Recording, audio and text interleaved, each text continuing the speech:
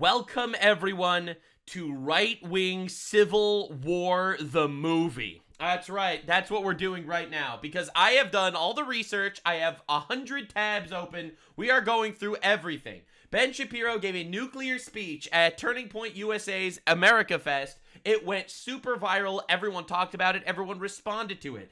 Tucker Carlson responded to it. Megyn Kelly responded to it. Candace Owens responded to it. J.D. Vance, nudge, nudge, wink, wink, talked about it. Nick Fuentes talked about it. Asmongold talked about it. Nikki Minaj ended up at America Fest and surprised literally everyone. This is honestly one of the biggest twists of all time. Now, I want to make it very clear. We own culture in America. For the first time, I think, in my lifetime, the right wing, the conservative movement, the idea that God is great is in the American public square, and we own American culture. That said, let's not lose it. All right? I'm really glad we're all on the same page. So, while the left is trying to kill us, castrate children, and murder 1 million unborn children a year, the right wing is too busy fighting with each other, grifting, and being cringe. So, lock in, everybody. We're going to talk about a lot of retards today. So first we have to watch the Ben Shapiro speech, because this is literally where it all kicked off. I'm not going to be showing the full speeches of every other guy, because I'm here to cover the actual movie. This is America Fest, the movie, Right-Wing Civil War, the movie. While the leftists are trying to castrate our children and kill our unborn, I wanted to see what the right-wing pundits are doing these days. Hell yeah, dude.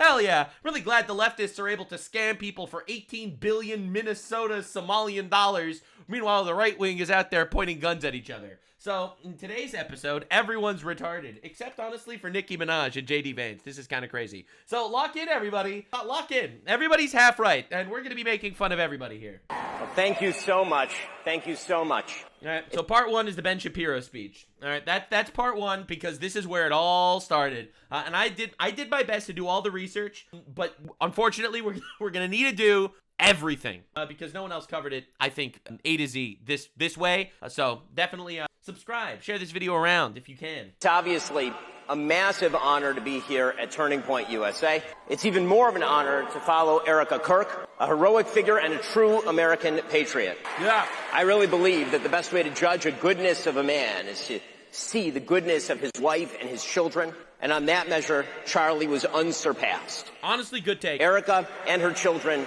are in all of our hearts. And of course, this is an incredibly bittersweet moment. It's absolutely bitter because of the murder of our friend Charlie Kirk, an irreplaceable human being. I knew Charlie from the time he was 18 years old, and I watched him build himself into one of the most powerful exponents of conservatism in America, one of the most powerful coalition builders in American history. True. But it's also sweet to see the number of people who continue to remember Charlie each and every day and to carry on his mission. Well, today, I want to talk about the future of the country. And the future of this country, this amazing country, relies on the future of the conservative movement. It relies on what TPUSA defines as its core mission: freedom, free markets, and limited government. Yeah. And most of all, the future of this country relies on truth. Oh boy. Agreed. So far, so good.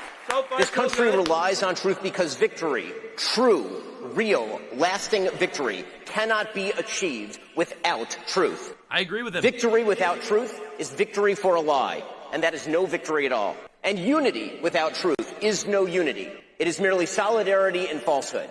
You see, we live in a chaotic time, in a time when lots of people are asking lots of legitimate questions about the conservative movement. What ought we to think about the relationship between free markets and traditional virtue? I thought he was going to say America and Israel, but I guess we're not doing that today. How should we craft a pragmatic foreign policy that spreads our interests and upholds our ideals? True. What governmental means are appropriate to achieve political ends? Great questions. All of these questions aren't new, of course. They've been asked for as long as human beings have been talking about politics, thousands of years. And over the course of this conference, you'll hear a lot of opinions on a lot of these questions. I have my own perspectives on them, of course. You can hear them every single day on my show. My fundamental values have been the same for 25 years. Peace through strength on foreign policy. Yeah. Traditional values on social policy. Free markets. Yeah. With regard to economics. All right. We're cooking. But today, I want to talk about something even more important. How to discern those attempting to speak truth from frauds and grifters. And here it goes. Everything starts. Now, I just wanted to say, off the get-go, everyone's shitting on Ben Shapiro for this. We're about to see. However, I want to make this clear. The fact that Ben Shapiro actually had the balls to say this, I think is respectable. I do. I know I'm going to get hate for this because even though I disagree with the gatekeeping that we're about to witness, just epic foreshadowing, I disagree with the gatekeeping. I actually respect the fact that he went up there and he said something that is realistically very unpopular among the young folk in the country. All right, but we're going to go neutral. We're about to drop a nuke. Let's go. All right, so far we're cooking. Because something is new. An informational environment rife with both opportunity and chaos. Opportunity because the legacy media gatekeepers are no longer in charge of what we see and what we hear. Yeah, true. And chaos because an anarchic informational environment means we actually have to be smart in how we assess the information and arguments that we hear. He is right. That's what I always say. Never trust a YouTuber. Never trust a YouTuber. It is in YouTubers' best interests to lie to you, to manipulate you. Never trust a YouTuber. Think for yourself. Absolutely. All right, where are we going? Are we going to be calling anyone out by name, perhaps? Why does that matter? Well, because today the conservative movement is in serious danger. Uh-oh. It is in danger, not just from a left that all too frequently excuses everything up to and including murder. Uh-oh. The conservative movement is also in danger from charlatans who claim to speak in the name of principle, but actually traffic in conspiracism and dishonesty. Oh, my God. Who offer nothing but bile and despair. Oh, my God. Who seek to undermine fundamental principles of conservatism by championing enervation and grievance. These people are frauds, and they are grifters, and they do not deserve your time. And they are something worse than that, a danger to the only movement capable of stopping the left from wrecking the country wholesale. Honestly, so far, he's been kind of cooking, right? He didn't mention anyone by name yet, so, listen, it could be anybody, any fraud grifter, you could put your own fraud grifter to fill this, invisible box. Oh boy, it gets so much worse. So today, I want to discuss 5 obligations that people who speak to you on matters of importance have to you. I want to speak to you about our duty. You want to know my hot take? We have no duties. We have no obligations. If we're proven to be a fraud in the open market of ideas, people will stop watching us. My nuclear take is I owe you nothing, and neither does any other YouTuber or influencer. All right? Ben Shapiro is coming from this place of principle where every single person needs to absolutely be there to, be the guy they've got to be completely honest and they owe you whatever. I disagree. I think I owe you nothing. I only owe God and my family. All right? I don't owe you anything. That's my opinion. Now, that said, if I am a liar, I hope that I'm called out for it. If I am a fraud and a grifter, I want to be obliterated in the public marketplace of ideas because I believe that is the most important thing. I think the most important thing in America is the freedom of speech. That's why it's the First Amendment, and that's why if someone's retarded in public, they will be outed as a retard in public. All right? No one owes anyone anything. All right, anyway. Our first duty is truth. We owe you the truth. That means we should not mislead you. It means we shouldn't hide the ball. Yeah, ideally we shouldn't be deliberately obscure about what we're telling you. I agree with him in principle, but I'm like, again, it's their prerogative. If they want to be retarded, they have the right to be retarded. Now, we should call them retarded, but they have the right to be retarded. We have an obligation to clarity and to honesty. This means that we actually have to be clear in the language that we use. We should not traffic in generality. We should not. I agree with him in general. I do. But what is this whole condemning people gatekeeping thing? I think he's completely right morally. And I would call out retards like Candace Owens, which is obviously who he's referring to. And I would call out retards that are pushing absolute nonsense. Or actually, it was a team effort between Israel and the Jews and the French and the Egyptians and Turning Point USA and Erica Kirk that killed Charlie Kirk. I agree we should fucking obliterate her in the public marketplace of ideas. That said, this condescending, you should never talk to anyone attitude is just no one likes this. Say things like, they shot Charlie, without specifying whom we mean by they. True. The person. True, completely true. He's completely right about this. He's absolutely completely right about this. We should not give credence to someone that said they had a dream that Charlie Kirk was betrayed. Like, what the fuck is that? Who allegedly shot Charlie Kirk and whom all the evidence points at, all of it, is a gay trans-loving furry. True. He's right. He's completely right. If we are going to target ideological movements, we should talk about the fact that the radical trans movement treats all those who oppose it as existential threats. Or if we're going to talk about the Democratic Party making room for the radical trans movement. I, by the way, completely agree with this. I think that Candace Owens did irreparable damage to the conservative movement by the fact that when we witnessed the most heinous act of, this weird transfery violence ever, she immediately decided to blame just the Jews and Israel and the French instead of actually, tackling it head on. I think that's unbelievably damaging. And echoing its inflammatory rhetoric, well, we should talk about that. Those are specific problems, and they require specific responses. Yeah. When people say they shot Charlie, however, they are instead trafficking in vagary that results in increased hatred without proposing any effective response. They are fostering despair and rage, and that makes things worse. We must also be honest about what people say and do, regardless of what that means coalitional. It is the job of politicians to build coalitions. It's the job of those of us who try to shape public opinion to hold politicians to account and to hold— I actually completely agree with him. This is epic foreshadowing for what Vance says at the end of his speech, where he basically says that everyone's welcome in the conservative movement. And that is his job. Vance's job as a politician is to win. All right? Ben Shapiro's job and my job is to call out retards. At least that's my job. I don't know if Ben Shapiro's job does that, because he's a bit retarded on Maine sometimes too. And I've called Ben Shapiro out plenty of times.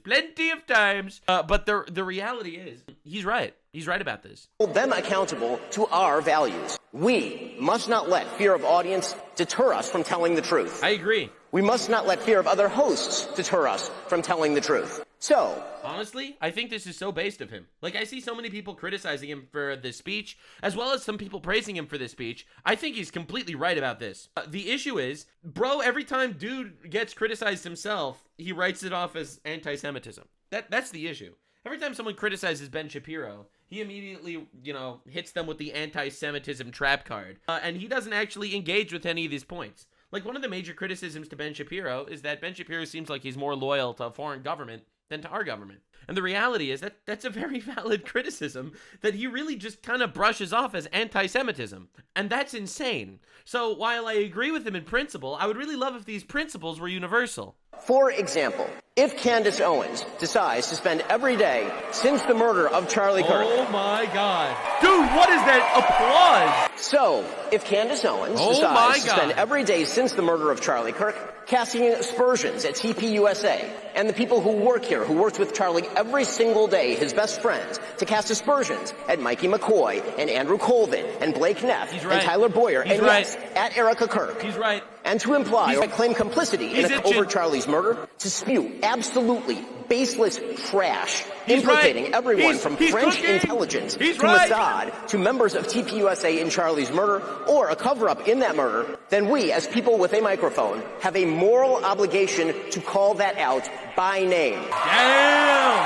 Whoa! Standing ovation! Oh my God! That's huge. Erica Kirk— so for the record, based as fuck that he's doing this, and he is getting unbelievable shit for this, and I respect him for saying it. I really do. In fact, one of the things that I'm just gonna push back on in defense of Ben, a lot of people are calling him out for trying to deplatform Candace Owens. He didn't say that. He's calling her out for being retarded. All right, this isn't deplatforming, this isn't canceling, this isn't censoring. All right, this is literally calling out in the free marketplace of ideas, just like everyone does to everyone else. This is not cancel culture. This is actually not at all cancel culture. And I see so many people saying, he's trying to cancel. He's not. He's literally not. Now, if Candace Owens gets banned from YouTube over the next week or so, then the Jews are cooked. The Jews are cooked. USA never should have been put in the position to have to defend themselves against such specious and evil attacks, particularly in a time of mourning. He's right. He's totally right.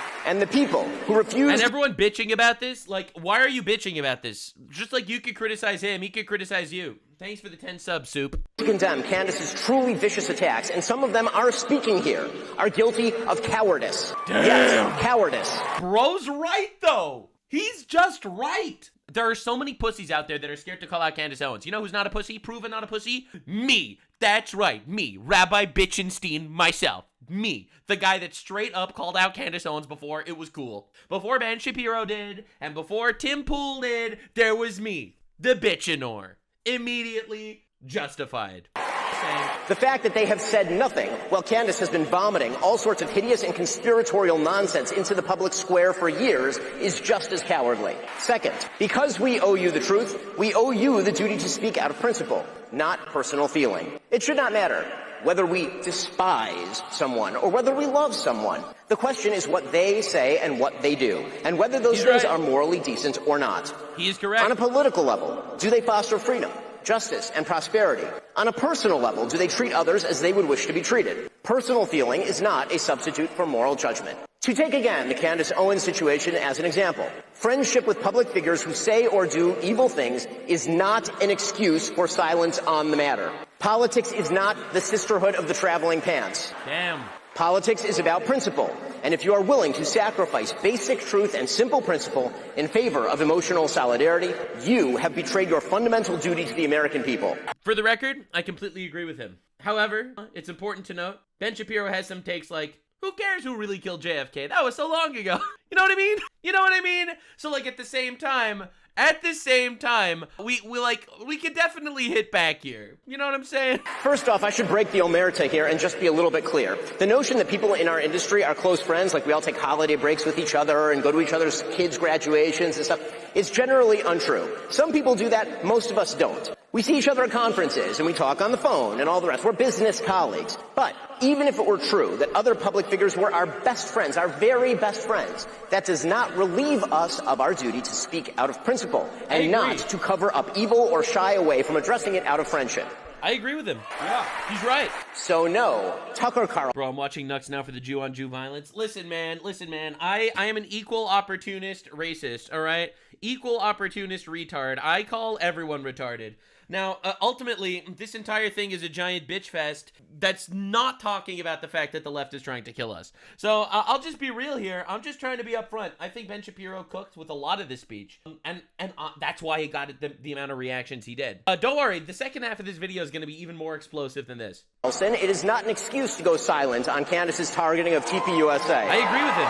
He's right. He's completely right. Now, this isn't canceling anyone. This is straight up criticizing and acknowledging the fact that your friend, Candace Owens, your friend Candace, is literally talking about how Turning Point USA betrayed and murdered their close friend. And that's insane. And everyone should call that out. And honestly, there are a lot of grifters that just want to be in Candace Owens's, in her good graces. And that's insane. Or to mirror her bullshit lines of questioning because you love Candace personally. The same holds true of Megyn Kelly. I consider a friend, characterizing Candace as a young mother and thus shying away from condemning her actions or fibbing about them. Oh boy. That is a non-starter. Meghan Markle is a young mother. Ilhan Omar is a young mother. That doesn't matter. That's a good take, honestly. Because Megyn Kelly was like, yeah, I know that she's talking about how, like, the Jews and the French and Turning Point USA and Erica Kirk murdered her own husband, but, like, she is a young mother after all. Not an excuse! Not an excuse. Get out of here. And don't worry, we have a Megyn Kelly segment and a Candace Owens segment coming up for their responses. And when Megyn said this week, quote, my goal and my job here is to try to understand, yes, where Candace is coming from on this, and says she sees no purpose in inserting herself into this on one side, that is a moral and logical absurdity. There is only one moral side here, Erica Kirk's side. He's right. That doesn't mean you can't ask questions. It doesn't mean you can't do research. But, like, when you're completely baselessly accusing everyone, get out of here. He's right. You know, the side of the widow with 2 children whose husband was shot live on camera in front of all of us. Friendship with the person accusing TPUSA of a cover-up of Charlie's murder is no excuse for cowardice. Damn. Third, and relatedly, we have a duty to take responsibility for what we say and do. If we hire awful people, we're responsible for that. I have some experience there, as you might suspect. Damn. That means that if we offer a guest for your viewing, we owe it to you to ask the kinds of questions that actually get at the truth. Oh my God, he's gonna get the If we agree with Tucker. the guest, that's fine. Oh but we should boy. own it. So, for example, Tucker. if you host a Hitler apologist, Nazi-loving, anti-American piece of refuse like Nick Fuentes, Oh my God. Yo! That response. Oh boy. See, my biggest complaint with Ben Shapiro is the fact that, like, you can talk about how the debate is all that matters and you have to be clear morally.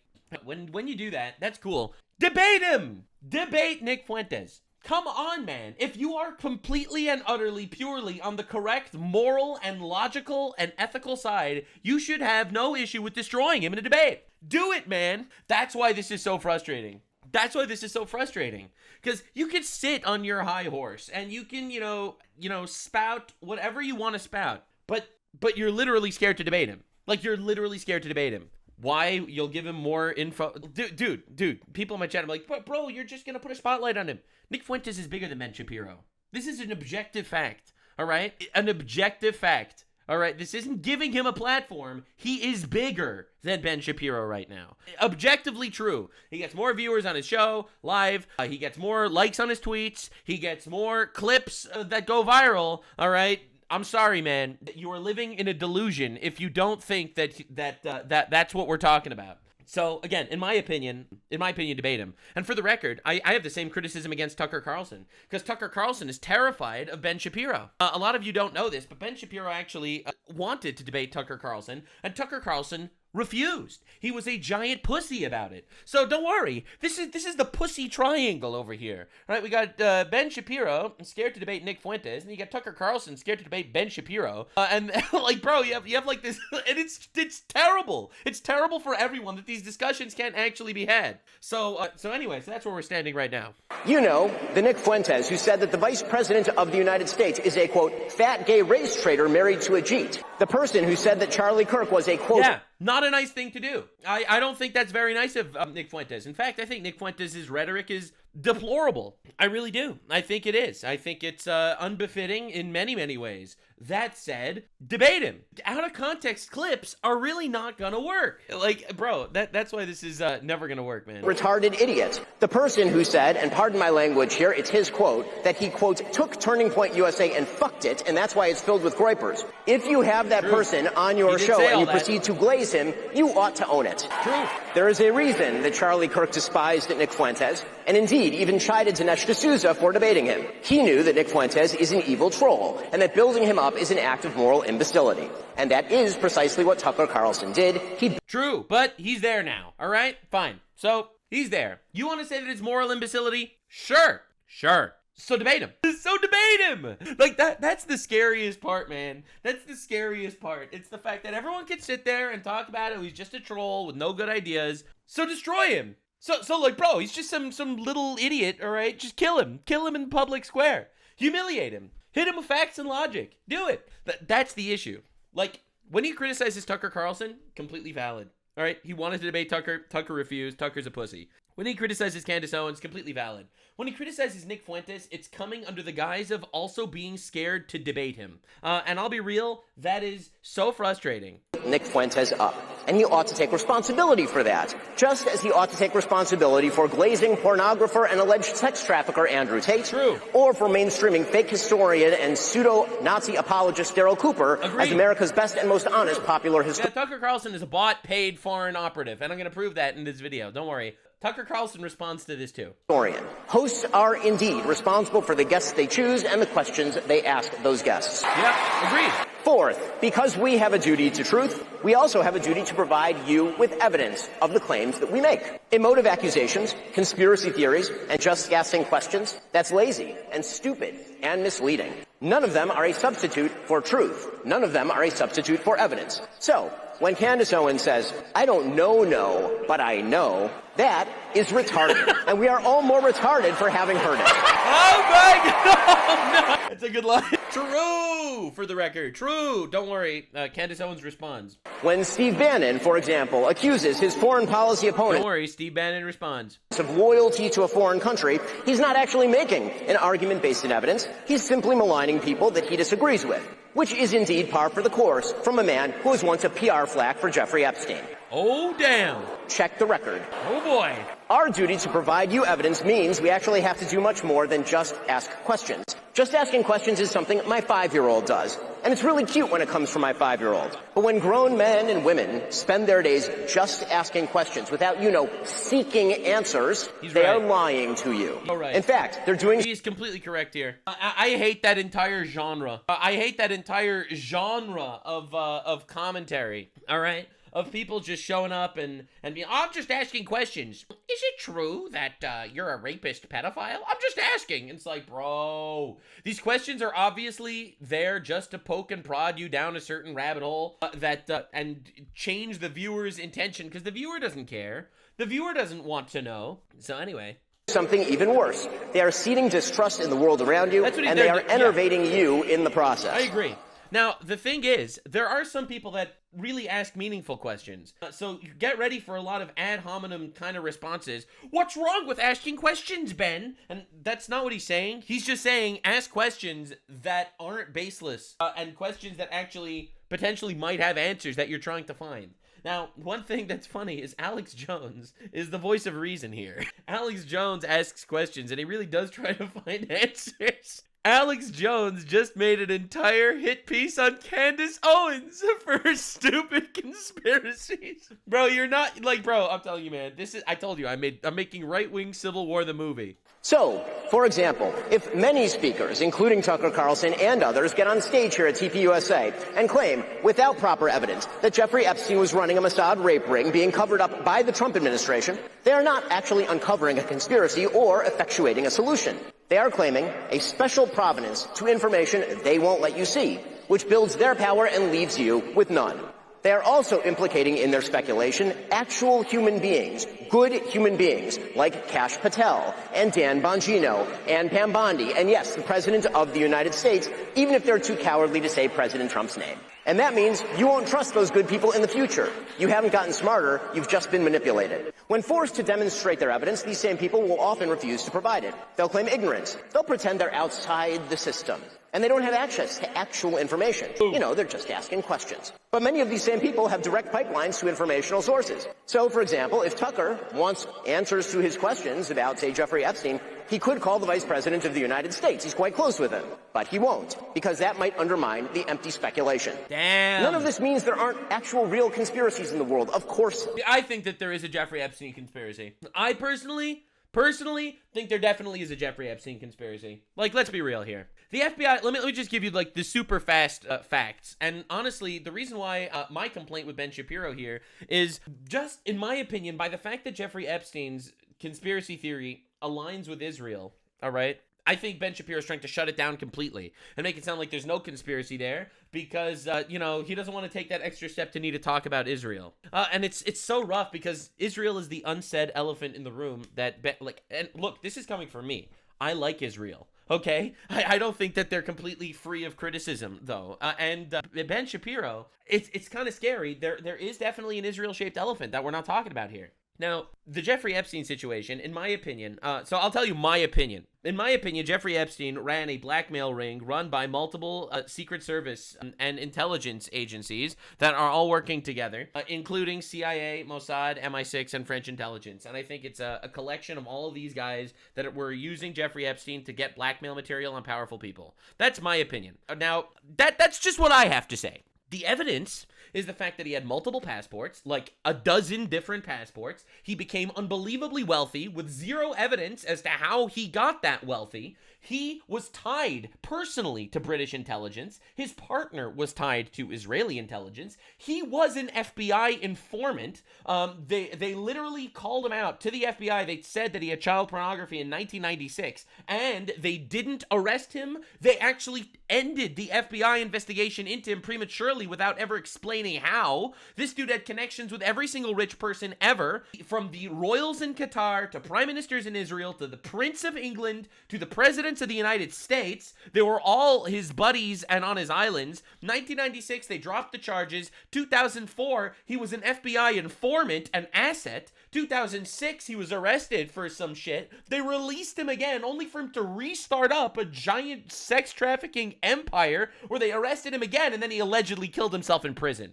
There is no, and now they refuse to release the actual pictures of people that were involved. All right, get out of here. That is retarded if you think that this guy was not involved in some sort of actual conspiracy. So again, that's why Ben Shapiro, you gotta always ask, why are you shutting this down, man? There are. But actual conspiracies require actual evidence. Yes, there was a Russiagate conspiracy, and we know the names of the people involved and what they did. We know Hillary Clinton. Yeah, but we only know now, that the conspiracy is over, right? The Russiagate conspiracy failed.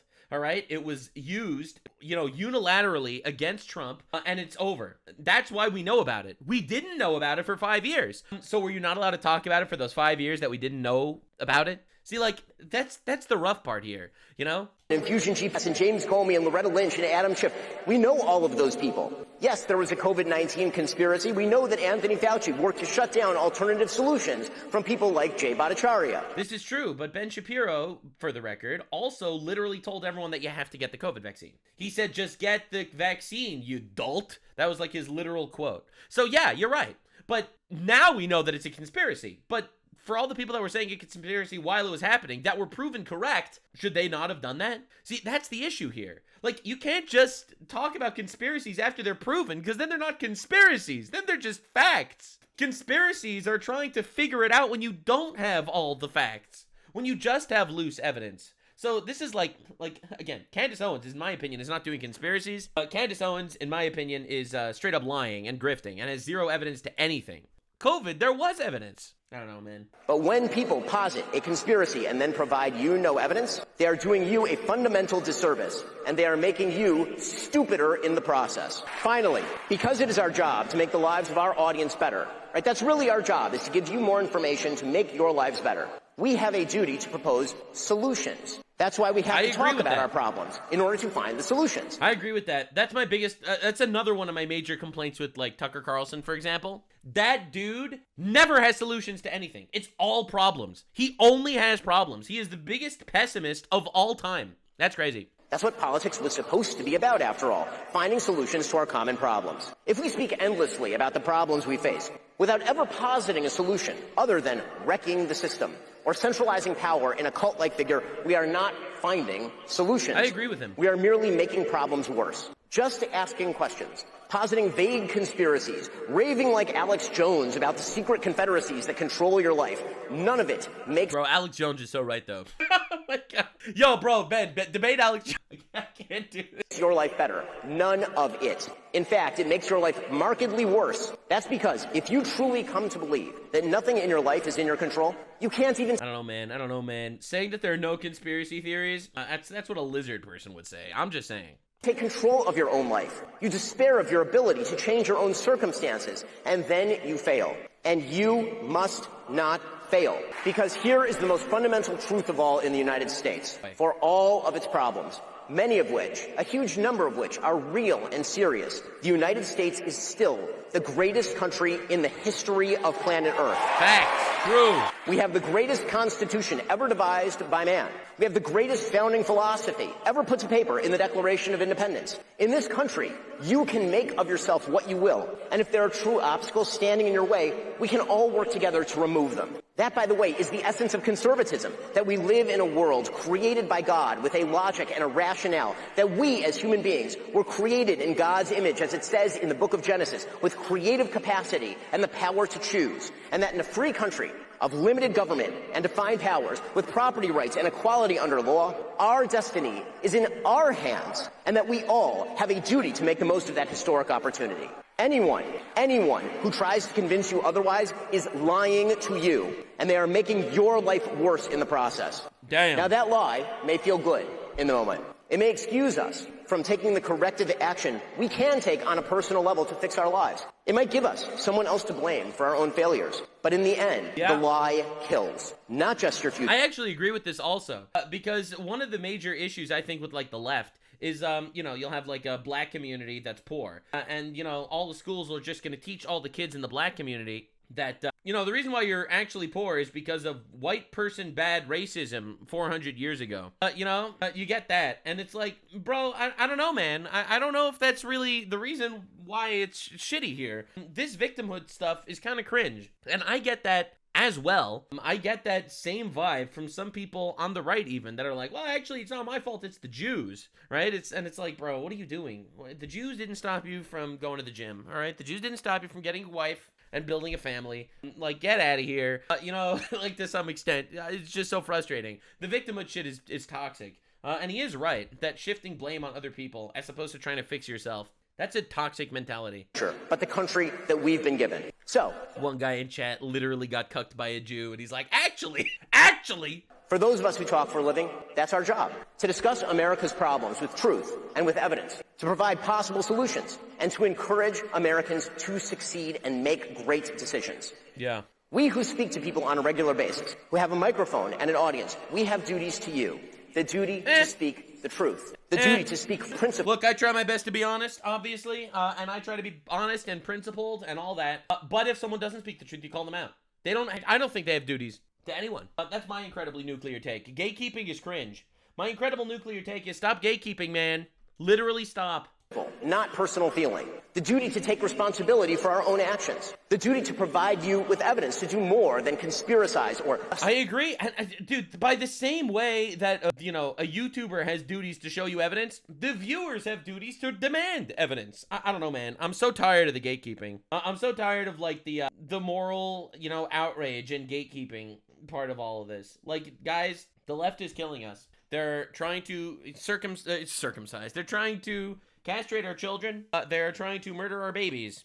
We are screaming and yelling about who should and shouldn't be allowed in different movements. Debunk them with facts. Shut them down in debates. That's what it's all about. Not this duty-bound, like, what, you think Candace Owens is going to stop uploading videos now because you made this speech? Now, don't get me wrong. I'm actually happy he made this speech because I do believe that it took courage. It took courage for him to stand there and say some, in my opinion, very wildly unpopular things in certain areas of the internet. I actually respect that. I'm not gonna lie. Thanks for the 30 subs, Soup. Ask questions and the duty to posit real solutions. And if we fail in those duties, you shouldn't listen to us. Yeah, I agree. But you have duties too. Far more important duties. Duties to God and to yourself and to your families. The duty to do the best for yourself and your family and your country with the abilities that God gave you. The duty to be grateful for this extraordinary country.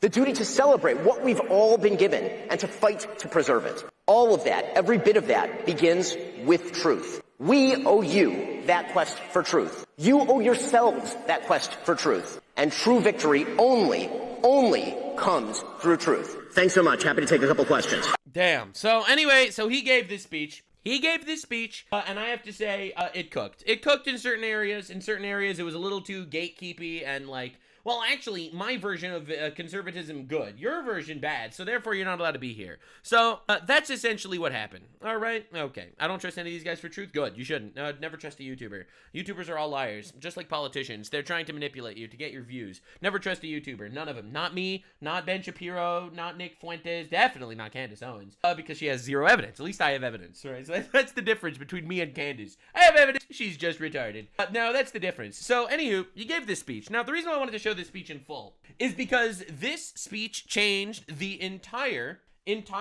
America Fest and started the Civil War. Now, to be clear, this is the reason why many of the people are mad. Ben Shapiro's speech, as you can see, got 700,000 views. All right? Megyn Kelly made a speech, didn't even break 100K. All right? Steve Bannon gave a speech, didn't even break 7K. All right? Jack Posobiec gave a speech, didn't break 3K. In fact, J.D. Vance's speech only has like 30K right now. A lot of you are unaware, Ben Shapiro gave the biggest speech of the day by a large mile because it, unbelievably, it started an entire conversation. Shapiro's a YouTuber. These guys are all YouTubers.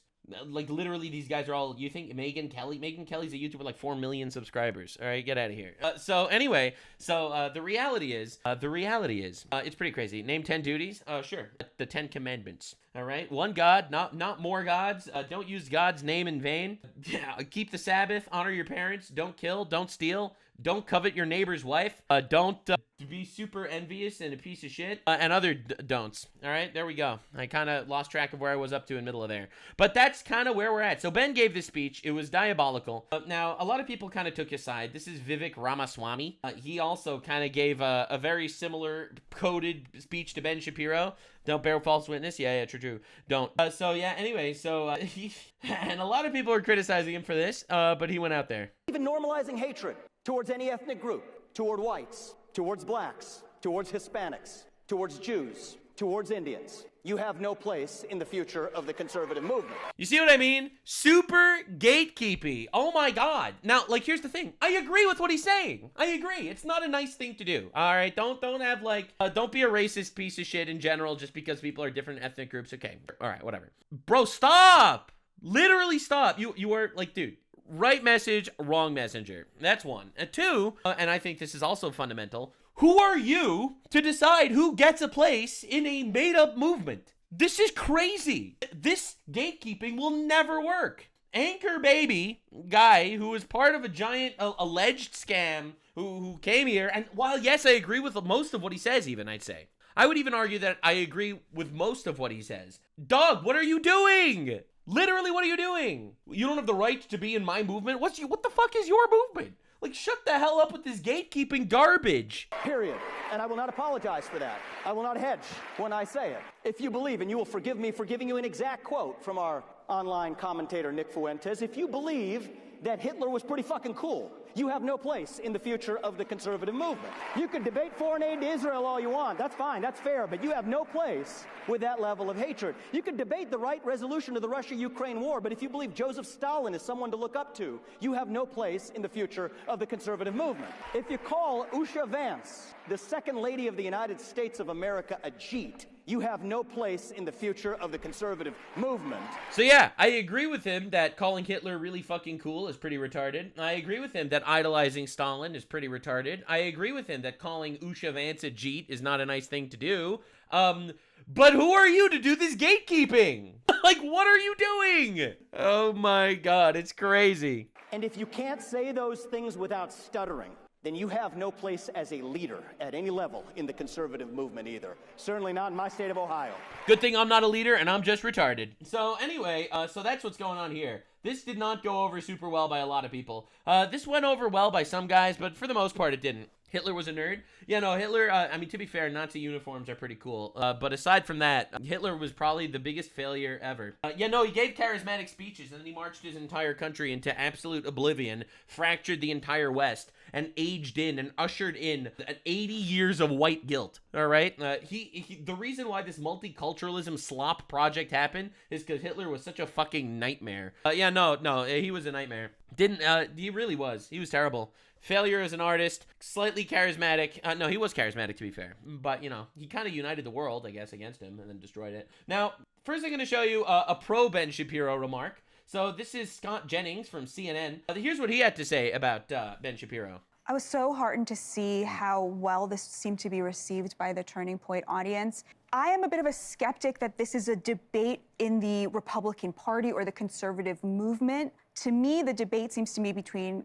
like content creators on the one hand and real conservatives. And Ben, of course, representing the conservative position. You told me this. You were one of the first people to say to me, when you go out and you meet with audiences, there's nobody there pushing that kind of anti-Semitic Holocaust denial, Nick Fuentes, and even the Tucker Carlson position, but that people in America are still very much on the side of Israel, very protective of Jewish Americans. What say you about all of this brouhaha? Well, I was proud of Ben, and I'm a big fan of Ben, but he gave an absolutely necessary speech. You know, as a Republican, I always tell people, we're a political party. We're not a sponge. You know, we don't have to absorb everything that oozes in under the door. I mean, if you had a political party meeting, a Republican meeting, and somebody came in and said, hey, I have an idea, let's raise all the taxes to 100%, you'd beat them up and throw them out. So if somebody oozes in and says, hey, I have an idea, let's deny the Holocaust, let's, you know, turn our back on Israel, let's attack the Jews and blame them for everything going on in our world, why wouldn't we treat them the same way? This is our ally. This is a democratic ally of the United States. And yet no one is willing to actually debate the guy.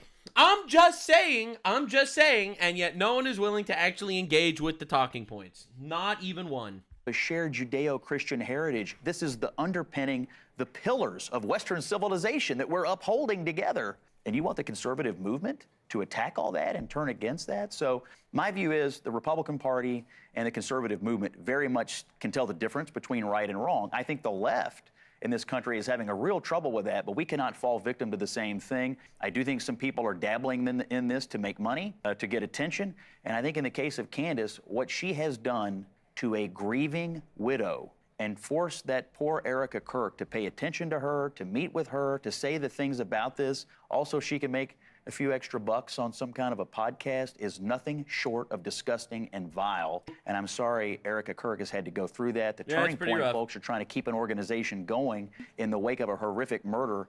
Yeah, so Ben Shapiro, obviously, he went over like the standard boomer crowd, obviously. However, it seems like on the other side of the force, there are a lot of people that are trying to subvert the movement in a pretty wild way. So, before I show you everyone's responses, I have to show you more context. Ben Shapiro got a question about the USS Liberty. For those of you that are unaware of what the USS Liberty is, the USS Liberty was an American ship that was bombed by Israel by accident in 1967 during the Six-Day War. I could give you more context, but essentially the story is Israel was attacked by multiple surrounding countries, Jordan, Lebanon, Egypt, like by multiple Arab nations surrounding Israel, all attacked Israel at the same time. And the USS Liberty was in Egyptian waters, not where it was supposed to be, and Israel struck the ship, and it was an unbelievable tragedy. An unbelievable tragedy. Nightmare. Friendly fire. 34 were murdered, were killed. It was truly a horrible, horrible thing. Anyway, so Ben Shapiro gets asked a question about the USS Liberty, because nowadays, and there were 14 investigations for the record. There were 14 investigations into this strike that all proved that it was an accident. And there's no one that proves that, there's basically zero evidence that this was done maliciously in any way. However, they're still doing their absolute best to paint this as how secretly Israel is trying to destroy America. Which, again, this is no evidence of any of that. This is one of those talking points that really has nothing. But someone tried to hit Ben Shapiro with the USS Liberty talking point. Speech, truth, as the most important tenet of American conservatism. Why, therefore, did you call irrelevant the Israeli attack in 1967 on the USS Liberty, which left dozens of American servicemen dead and hundreds wounded? So what I actually said is that if we're looking at modern Israeli-American relations, looking at an attack that happened... Yeah, is that too quiet? Hold on, let me find better footage. During your speech, there we go, that's better. Truth as the most important tenet of American conservatism. Why, therefore, did you call irrelevant the Israeli attack in 1967 on the USS Liberty, which left dozens of American servicemen dead and hundreds wounded? So what I actually said is that if we're looking at modern Israeli-American relations, looking at an attack that happened mistakenly by multiple Navy reports, multiple Israeli reports, and all available evidence, and using that attack in order to undermine today's relations between Israel and America, that's irrelevant. As irrelevant as it would be to cite a piece of evidence. Hot take, he's completely right. He's completely right. No one is telling America to not be allies with Japan because Japan bombed Pearl Harbor. No one's telling America to not be allies with England because England burnt down the White House in the 1800s. No one's telling America not to be friends with Germany because of Mustache Guy. Again, just like, so in my opinion, it is irrelevant. And also, Mustache Guy, as well as Pearl Harbor bombing, as well as British burning down the White House, that was all done intentionally. This was literally all done intentionally. The USS Liberty was an accident. And it was 60 years ago. So no, it should not hinge on like the actual U.S. relationship with Israel. From World War II or from 1776 to define America's relations with, for example, Great Britain or Germany today. Oh. That does not mean that the attack wasn't horrible for the Americans involved, that it wasn't bloody and terrible. The Israeli government paid reparations to the people who were killed. If you look at the actual military record of what happened on the USS Liberty, it was clearly a mistaken and tragic attack. The people who frequently cite the USS Liberty, however, are not talking about the specifics of the USS Liberty. I suspect that the vast majority of people who bring this up are doing so in order to suggest that Israel deliberately attacked an American ship because Israel deliberately wants to harm America. It is connected generally with a larger point. I wonder if that's your point. All right, so honestly, good response, good response. If the truth matters. And the guy doesn't answer, obviously, because obviously this dude literally does just use it as a talking point to smear Israel. Then the Israeli government must be held accountable for... They were held accountable. They did 14 investigations. 14 pages! They did 14 investigations into this attack that came up that it was an accident, and Israel paid millions of dollars in reparations. Obviously not like that could bring the dead back to life, but friendly fire happens. It's a nightmare, it's a tragedy, unbelievably, but they were held accountable. I'm not sure what the point is. Like, am I supposed, so, you know, I mean, like, what are we even supposed to do? Does he want to nuke Israel like we nuked Japan? Like, is that gonna, like, make you feel better? Like, I don't even know what the point is. Or that except I do know what the point is. The point is he doesn't like Jews. That's kind of the point. It's just one of those guys. Attack. The American flag was flying on that ship. You do not mistake an American ship for a foreign one when our flag is flying. So, and we can spend the rest of the time talking about the specifics of the U.S. Liberty attack, or you can actually go look at the naval investigations that were done, multiple naval investigations that were done. The reality is that people were flying Mirage planes for the Israeli military at the time. The USS Liberty was sailing in an area where it had essentially gone off-grid. The Israeli military mistook it for an Egyptian ship. They thought it was shelling Al-Arish, which happened not to be true. In the initial attack, the American flag was knocked down, and then the attack went on for about 90 minutes. And then as soon, you can hear this, by the way, on the tapes of the Israeli pilots talking to each other, as soon as they realize that it's an American ship, they call off the attack, they speed a ship to try and help the USS Liberty. There have been multiple unfortunate friendly fire incidents between... Yeah, this guy never read anything. He's just literally using talking points, and it's honestly pretty sad. Allied forces, including, for example, in the Gulf War, where U.S. forces were responsible for killing about 9 British troops during the Gulf War. It's an unfortunate reality of war, but you're not answering my question, which is, what is your broader agenda in asking the question? Because I suspect that your question is not limited to your specific ire over an incident that happened in 1967. Good point, yeah. I think we should question any foreign country's relationship with our government. That's totally doesn't answer the question at all. Fine, but I'm just wondering why you serve American interests. Again, I'm perfectly fine with questioning any country's relationship with the United States, but... Are you though? Are you though, sir? So engage in a debate. I have never seen Ben Shapiro engage in a debate about this. You know that? This dude used to debate everyone. I have not seen him engage in this debate at all. Not even one. Again, I'm wondering what your motivation is in bringing up a 6-decade-old attack as though it is the #1 issue in assessing the relationship between Israel and the United States today. Now, again, I'm gonna call out Ben Shapiro because I call out the retards on all sides. All right, Ben, you have no right to ever use the Holocaust as some sort of get-out-of-jail-free card to talk about Israel's relationship with Israel ever again. Israel's relationship with America ever again. All right? So this is the nuclear take that, in my opinion, this young Groiper should have said if he was intelligent. This guy seems retarded, not gonna lie. But the reality is, then that makes the Holocaust completely irrelevant. And you know what my response is? It is. My response is, all right, I'm gonna tell it to you straight. This is coming from a guy who, my grandparents are Holocaust survivors.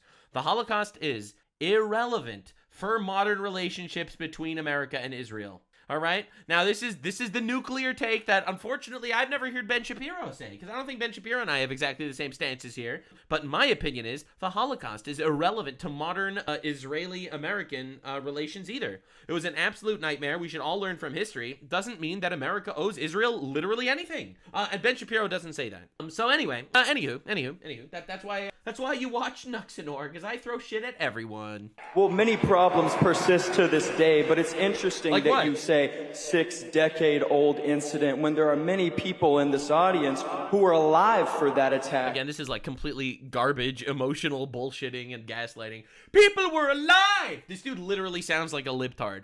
There were people alive when racism existed. People are still alive when there were different water fountains between black people and white people. And you're saying that George Floyd died an innocent death? It's like, get out of here, bro.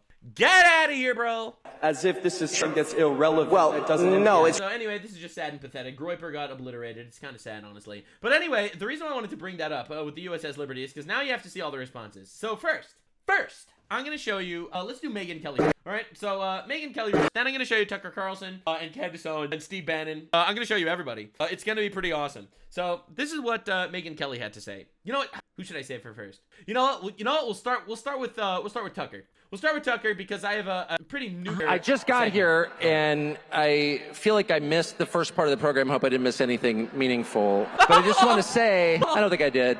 No, I'm just kidding. I watched it. I laughed. That kind of bitter, sardonic laugh that emerges from you when, like, upside down world arrives. When your dog starts doing your taxes, and you're like, wait, it's not supposed to work this way. To hear calls for, like, deplatforming and denouncing people at a Charlie Kirk event, I'm like, what? To be clear, he never denounced anyone. I mean, he did denounce people. That was a lie. He never called for the deplatforming of anyone. You are a pussy. A giant pussy. All right? Now, here's the thing. Dude, I'll take 10 Nick Fuentes over one Tucker Carlson. This guy is such a fucking fraud. He literally is working for a foreign government, and I'm going to prove that. Like, this guy is scary as fuck. Get out of here, bro. Get out of here. He never called you a racist. He never called you an anti-Semite. He said you platformed people he didn't like. And also, and this is super important, he never called for the deplatforming of anyone. He criticized people, just like you criticize people all the time. Tucker Carlson has an entire show where he criticizes Ben Shapiro all the time. What are we talking about? This is hilarious. Yeah, this is hilarious. Actually, the dead silence from the crowd was crazy. Hilarious. Yeah. Bro, the dead silence in the crowd. This is hilarious. Actually, one of the clips I was listening to myself, thinking as I often do when I hear myself speak, which is never, because I never watch myself, but at these events, they always play like the role of you. And I'm like, that guy is pompous. Whoa. Sorry about that. We don't see ourselves clearly. But the prediction that, at some point when Republicans took power again, which I did everything I could, to help. This is a sort of lie. A lot of people don't know this, and this is pretty insane. A lot of people don't know this, but actually, after Trump lost the election, supposedly, in 2021, Tucker Carlson said, "I absolutely hated Trump with every fiber of my being." He said this in text message that he hated Trump and he's so happy that he doesn't need to think about Trump ever again. That is what Tucker Carlson said. And then, when Donald Trump won again, you know what Tucker Carlson did? He attacked Ben Shapiro of being an anti-Trumper in 2016. So while I think that, yeah, it's true, Ben Shapiro was an anti-Trumper in 2016, Tucker Carlson hit everyone with the most unbelievable level of bullshit that he hated Trump forever right after that. So, politely fuck yourself, sir. Really felt that was important. Tucker Carlson is such a shill. I think he's such a fraud. I'll take an honest Nick Fuentes or an honest Ben Shapiro any day over the absolute grifting hack of Tucker Carlson. Because this dude's a fraud. And honestly, the funniest thing is, even Nick Fuentes hates Tucker Carlson and calls him a fraud and a fed constantly. Still think, I was right. But I really thought that the impulse to deplatform people, or even to use the word... He never, ever said deplatform. You are putting words in his mouth. He never tried to censor anyone. Ever. He's criticizing people. You're acting like such a bitch. Platform as a verb, which it's not. It's a noun. Don't steal my nouns. Deplatform and denounce. Why haven't you denounced somebody else? The whole Red Guard Cultural Revolution thing that we so hated and feared on the left that we did everything we could to usher in a new time where... Dude, I love the silence in the audience. You could have an actual debate. I mean, this kind of was the whole point of Charlie Kirk's public life. And I think... So why are you a pussy? So why do you refuse to debate Ben Shapiro? I think that he died for it. I really believe that. True. And I know a lot about it because the last several months of Charlie's life were devoted in part to arguing about this event, in fact, this speech, in fact, my speech here, which he asked me to do earlier this year, this summer, and was immediately put under just immense pressure from people who give money to Turning Point. I'm not going to say who it is. It was a Jewish doctor. I assume good people, but who wanted him to take me off the roster. And this has all become public, and the whole thing is so sad that I never talk about it, except to say Charlie stood firm in his often stated and deeply held belief that people should be able to debate, and that if you have something valid to say, if you're telling the truth, you ought to be able to explain it calmly and in detail to people who don't agree with you. Except Charlie Kirk, and this is a fact, and I appreciate that you're putting words in his mouth, Charlie Kirk refused, by all means, to platform Nick Fuentes. So if you use Charlie Kirk as your barometer for who you are deciding to platform and talk to, then you shouldn't be platforming Nick Fuentes. Now, I personally think it's okay to platform Nick Fuentes. I actually disagree with Charlie Kirk on this. But if you're going to use Charlie Kirk as your barometer for who to platform, then you are a bitch and a liar and a fraud. Because Charlie Kirk did everything in his power to make sure that no one talked to Nick Fuentes, and you brought him on, didn't ask him a single hard question, and literally just, Nick Fuentes said, "I am a big fan of Stalin," and you're like, "That's interesting, let's put a pin in that." So that's essentially what we got. So, anyway. And that you shouldn't immediately resort to shut up racist. You shouldn't immediately... He didn't call you a racist. Go to motive. By the way, shut up racist is the #1 reason I voted for Donald Trump. And because I'm just sick of it. I mean, first of all, if I was a racist, if I was a bigot, I would just say so. Okay, it's America. You're allowed to be whatever kind of person you want. I'm not. I'm sincerely opposed, have always been, and will always be. Sure. But the style of debate where you prevent the other side from talking or being heard because you immediately go to motive. Well, I wonder why you're asking that question. I love that he does this, but at the same time, he goes to motive. He says that Ben Shapiro is a foreign operative working for Israel, and then he refuses to ever discuss with him. So again, dude, I think Ben Shapiro was acting like a bit of a fraud when he was talking about how open debate is super important and he refuses to defend his points. And then you have Tucker Carlson here saying that, you always go to motive and you shut down conversations, and you literally do that too. This is unbelievable. I wonder why. Why are you asking that question? I detect in the question a certain evil in your soul. Right, so this is obviously him criticizing the fact that Ben Shapiro said to the guy about with the USS Liberty. He said, "Why would you ask the question about the USS Liberty?" And he's like, "Well, Why couldn't he ask the question about the USS Liberty? This is literally what he's saying right now. He's criticizing the USS Liberty thing. All right? All right, just to be clear, that's for context, and I'll show you why later.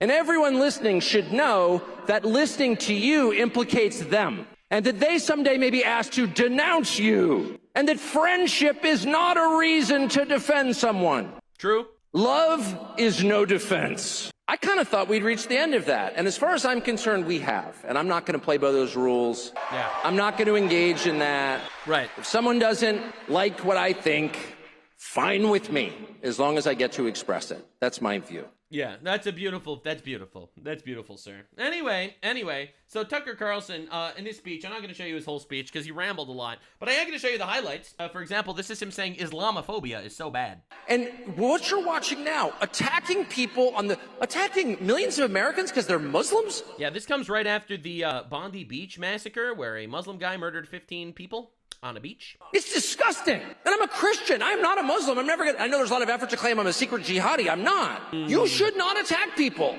on those grounds. And you're seeing it from Republicans. What the hell? Attacking Muslims? What are you doing? I love how attacking Jews, okay, whatever, that's fine. Okay, Jews secretly control the world, whatever. Attacking Muslims? Oh my God, they're Americans! They're Americans like me and you! How can you possibly criticize Muslims? It's disgusting, it's horrible! But no, he's totally not paid off by Qatar. Anyway, this is him literally, in my opinion, echoing Qatar talking points. If my brother went on a drug-related murder spree, right, I would not denounce him. What? Are you for drug-related murder sprees? No, I'm for my brother. Bro, what? And nothing will ever make me not for my brother. If my brother was on a drug-related murder spree, I would denounce him immediately. In fact, you're in the wrong religion, I think. Because I'm pretty sure that in Christianity, you know, you actually do your best to actually find truth. At least in Judaism it's like that, and in Christianity it's like that. It's you find truth and you actually do criticize your family when your family does something wrong. Whereas in Islam, actually, you'll notice in specific communities, they kind of support the terrorism. I'm not saying everyone, but some of them do. Bro, what is happening? Like, literally, what are we doing? What are we doing? So yeah, anyway, that's Tucker Carlson, and in my opinion, giving one of the worst speeches I think I've ever heard in my entire life. Now, Tucker Carlson criticized Ben Shapiro a lot for shutting down questions and trying to figure out the motives of the people asking the questions about the USS Liberty. Well, I'm going to hit you with a nuke. This is Charlie Kirk. God rest his soul. He was taken from us way too soon. This is Charlie Kirk getting asked a question about the USS Liberty. I told you, I prepared this entire video. This is American Civil War, the movie. Sure. So I have a question. So from America First perspective, why do we give $3.8 billion to Israel, which is more aid than we've given to Africa, more aid than we've given to South America, and more aid than we've given to the Caribbean combined, which is home to 1 billion poor people, especially when they deliberately attacked the USS Liberty in the 1970s? So this is a lie? First of all, it was in the 1960s. Second of all, it wasn't deliberate. That is incorrect. Do not peddle conspiracy theories in our event. That is not acceptable. Do not say that. Okay, Dean Rusk disagrees with you. But I thought Charlie Kirk would have welcomed these questions. But Charlie Kirk would have welcomed these questions, guys. When he was the Secretary of State at the time, but that's fine. And then the second part is also, you have the Apollo incident in which they illegally stole weapons-grade uranium. The CIA has reports on this. Anti-Zionist, No, I'm not anti-Israel. I'm just asking from America. I love when people do this. No, I'm not anti-Israel. I just want to know, when the Jews control the world, are you okay with that? No, not anti-Israel. But in regards to the Jews inventing dinosaurs. Because it's not in our interest. They act against our interest. Remember the short question part? Sure. I mean, well, how is it in our interest that we give this money to Israel? All right, so it's required that they have to buy American weaponry. Israel is the only democracy in the Middle East, the only place where all three monotheistic religions are allowed to peacefully practice. It's the only country in the Middle East where all three monotheistic religions are represented in their government. It's the only place in the Middle East that has any appreciation for LGBT rights whatsoever. It's the only country in the Middle East. By that he means literally not executing gay people. That doesn't throw homosexuals off the top of buildings when they find them. It is the only partner that we have in the fight against radical Islamic terrorism. And the subtext of your narrative could be extrapolated to say, well, why on earth would we have a partner like Israel? Guess what? The world's a better place because of Israel. So anyway, that's how Charlie Kirk answered the question. You know, the question that Tucker Carlson said, how dare Ben Shapiro go to Motive? How dare he go to Motive? Charlie Kirk would have never done that. Charlie Kirk loved the open debate. Well, you watched Charlie Kirk absolutely shut that fraud down. Damn. So yeah, anyway, I felt like that was super important to show for context. Because no, obviously the USS Liberty. Yeah, again, no one takes, in my opinion, Charlie Kirk was a giant. He was a giant. He was holding this entire shitball together. You know, he really was. And I feel like he's the only one that actually understood, the battle for the future. Everyone else is kind of paid off by different areas. It's kind of insane. Anyway, so that's this guy. Ben Shapiro lied. My response. That's the guy that asked the question. How can you say Britain is our greatest ally when they burned down the White House in 1814? Yeah, so yeah, no, we're used to that. Now, for more USS Liberty discussion, before we get into the rest of the retards, this guy asks, there are survivors from the USS Liberty. They testified that the American flags were flying. Maybe their memories are inaccurate. It happens. But their testimony is direct eyewitness testimony. Why not interview them? They're still alive. See what they got wrong. All right. Great question. This guy, Cam Higbee, a journalist, responded, I did that. He had an hour-and-a-half long debate with Phil Turney, a survivor from the USS Liberty, and obliterated him. I'm not going to show you the entire debate, obviously, but Phil Turney was literally making shit up. All right, this guy was featured on Candace Owens' show, obviously, and he was literally making shit up that was provably and easily debunked. The USS Liberty talking point's hilarious, in my opinion, from a really sad, sardonic way, because it was an unbelievable tragedy, and they're using this tragedy to push some sort of narrative, and he absolutely murdered him. I urge anyone that wants to see the entire narrative fall apart, watch this debate. I'm not going to have time to cover it right now. It's an hour and a half long, and this is already going to be big.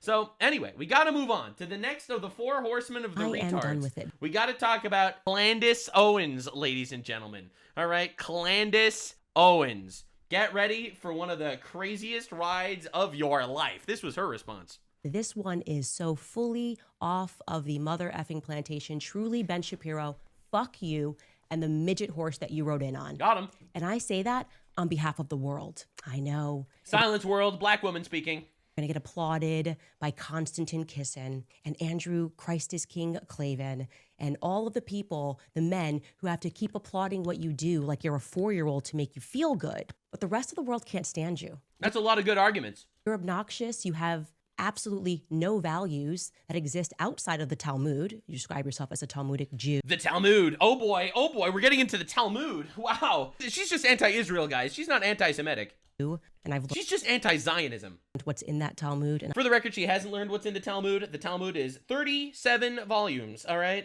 It's incredibly complex. It's philosophical debates for 37 volumes. She did not learn what is inside the Talmud, all right? Just to be clear. But anyway. I encourage other people at home to learn what is in that. And here she picks up the Talmudic Jew. This is hilarious. This is very funny. And this is awesome. The Talmudic Jew is a widely debunked book where they literally have fake fabricated quotes. All right, it's full of it says in this book, the Talmud clearly states that Jews drink the blood of Christian children. I swear to you, it does not say that anywhere in the Talmud. The Talmud, in fact, it doesn't even really talk about Christians very often, because Christianity was just getting started. It wasn't even called Christianity at the time. Yeah, at the time of the Talmud. So the Talmudic Jew is like a vastly debunked ancient book that is literally completely wrong, full of misquotes and straight up forgeries.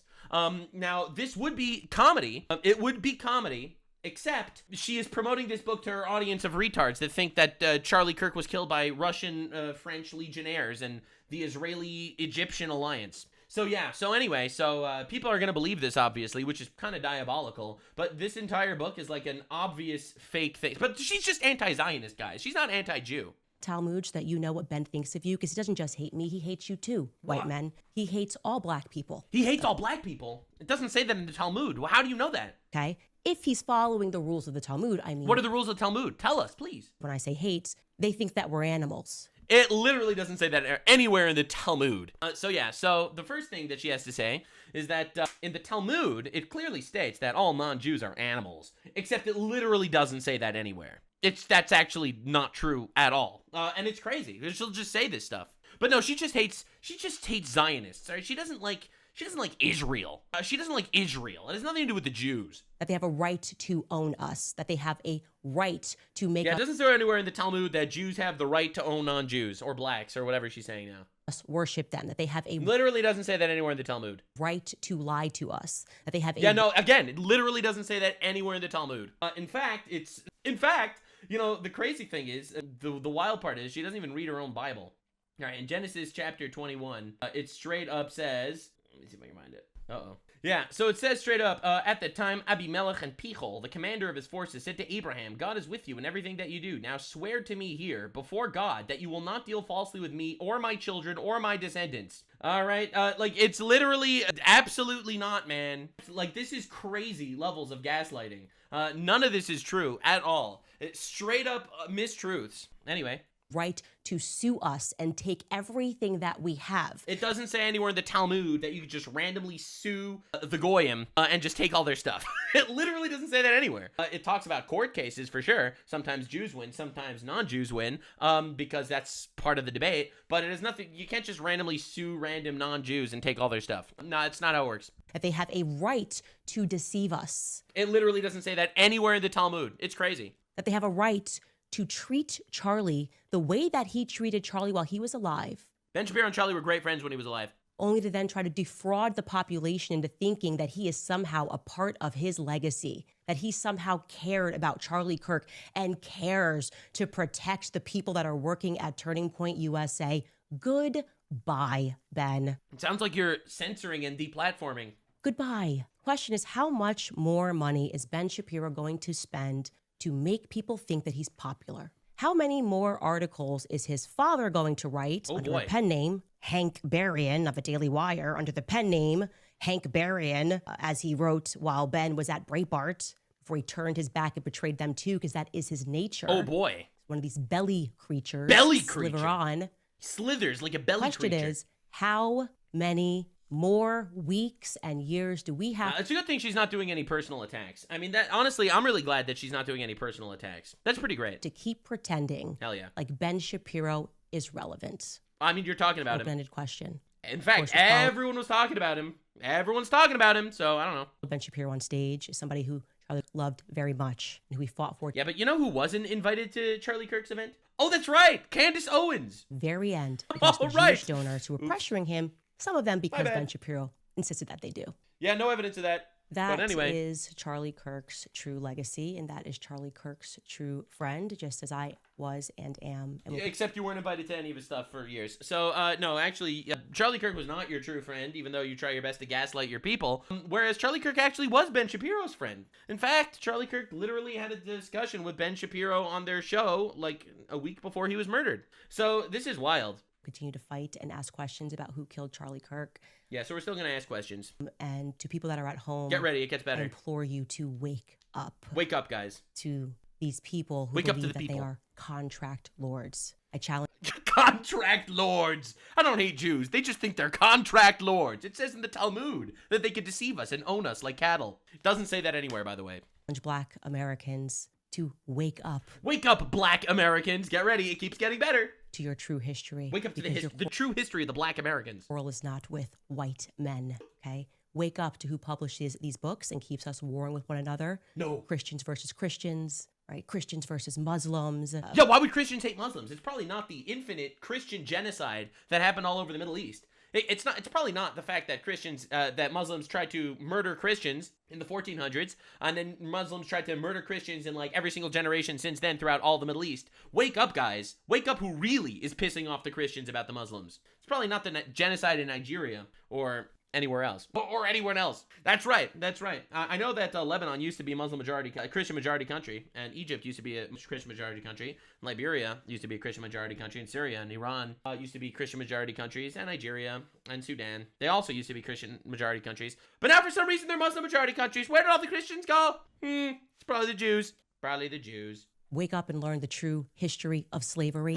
What's the true history of slavery? A white men sport. Wait, so slavery wasn't done by white people? Oh my God, who really did slavery, Candace? Okay, Jewish people. Slavery was done by the Jews. We figured it out. We've come full circle, everyone. We made it all the way here. So Candace Owens used to be a giant leftist. A lot of people were unaware of that. She was a giant leftist that ran like this doxing website to dox and cancel right-wing people. And then she flipped during BLM. But the reality is, slavery was always actually done by the Jews. Were the ones that were trading us. Jewish people. Oh people. my God, it was the Jews that were trading the blacks. Who sold the blacks? Who sold the black people? Who sold the Africans? Other black people. Interesting. Who did the number one most of any religion? Who did the most slavery? Who still does slavery to this day? Oh yeah, oh right, the Muslims. Oh no, that doesn't work. So who did slavery in America? All right. Oh, mostly white people. All right. But 1% were Jews. So Jews did have slaves, to be clear.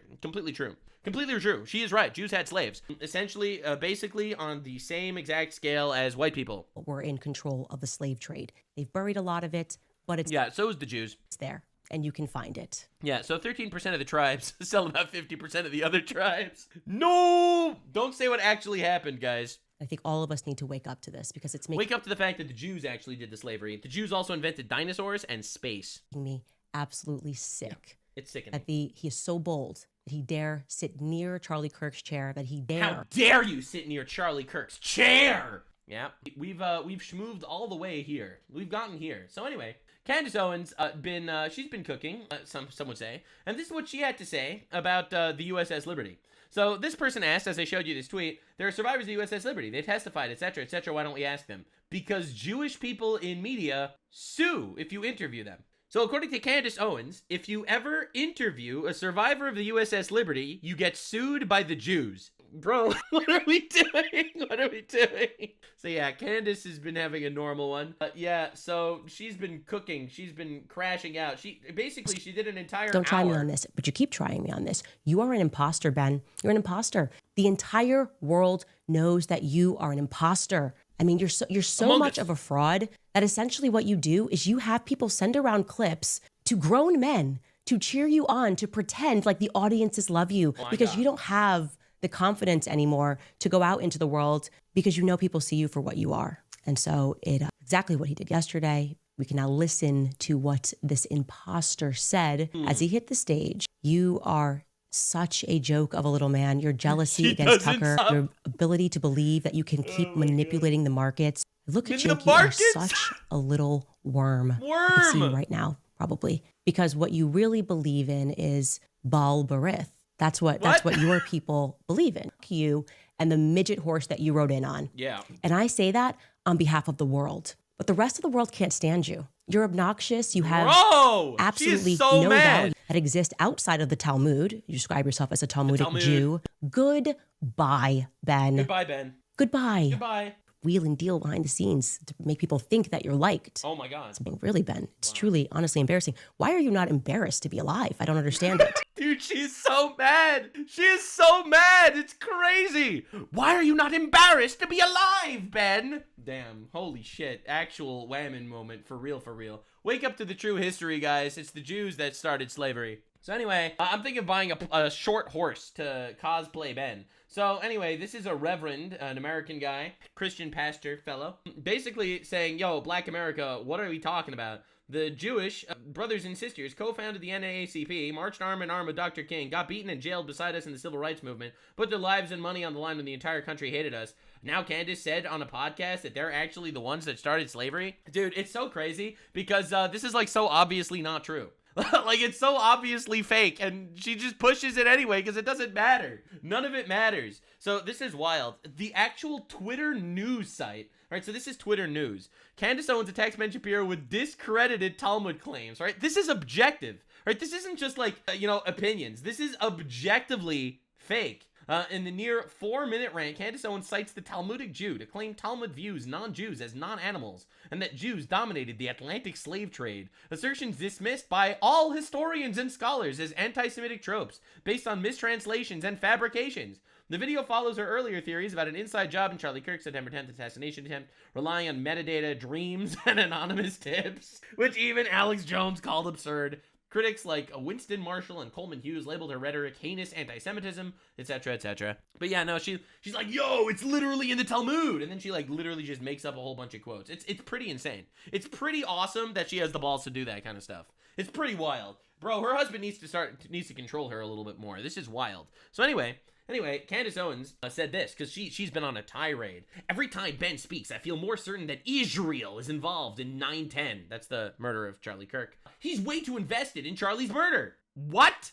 You made one video every single day for 4 months about how different people killed Charlie Kirk. But Ben is too invested in the murder of his friend because he spoke on his stage? Anyway, he's never liked Charlie. I don't think that's true based on basically all of history that we've seen on the internet. And now he's suddenly pretending he had a duty to defend his legacy. Ben only cares about Israel. So Israel is involved. Now, I'm going to not do the bullshit because I'm going to tell you what she's actually saying here. And this is super important because I think this is one of the most evil things ever. If she is saying that Ben knows that Israel killed Charlie Kirk, that means Ben is involved in Charlie Kirk's murder. This tweet is, and I'm not saying this with hyperbole, and I'm done with the bullshit, this tweet is saying that Ben Shapiro was part of the assassination of Charlie Kirk. This is fucking evil. This is, by the way, not asking questions. This is stating as facts. Israel is involved. Ben knew about it because that's why he's talking about it. This tweet is saying Ben Shapiro killed Charlie Kirk. Okay, this is retarded. This is insane. This is slander, and it's evil. It's straight up evil. It violates one of the 10 commandments. Thou shalt not bear false witness. And this is exactly what we're looking at. This is absolute insanity. It's complete and utter insanity that we're dealing with this stuff. So anyway, she keeps crashing out. You cannot have any dignity as a human in being friends with Ben Shapiro. His allegiance is to the state of Israel. He seeks to humiliate Megyn Kelly publicly over a political disagreement. This isn't a politically disagreement at all. This is a disagreement about whether Candace Owens accusing random people of murdering Charlie Kirk is a good thing or not. Megyn knows Tucker Carlson would rather die than do such a thing. What? There is lightness and there is darkness. Darkness cannot comprehend the light. Ben cannot comprehend the light. What a fool. What a loser. He can't comprehend the light. So yeah, anyway, so this is diabolical levels of shit, honestly. That's kind of crazy. So, Jews enslaved black people. True. They did. That's true. That's true. He's right. He's right. She is correct. Jews did enslave black people.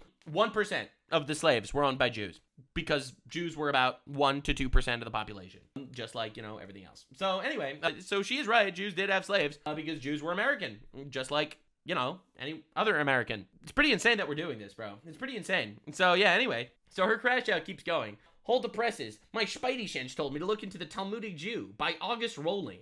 Oh my God, it's crazy. So yeah, anyway, this is an entire thread about August Rolling for being a complete and utter fraud, debunked by literally everyone. It literally doesn't stop. So anyway, anywho, it keeps getting better. It keeps getting better. Shocking. All right, get ready for a Talmudic quote. Are you ready? Are you ready for a Talmudic quote? This is pretty awesome. So, the Talmud states that Adam was the first man and he was created alone. Why was he created alone? Why didn't God just create a whole bunch of people? So, the Talmud says, it was done due to the importance of maintaining peace among people, so that one person will not say to another, my father, i.e. progenitor, is greater than your father. The Talmud straight up says that all men are made in the image of God, and that is why God created one man to be the progenitor of all of humanity. So again, this entire bullshit that she keeps spewing constantly it's unbelievably debunked by everyone.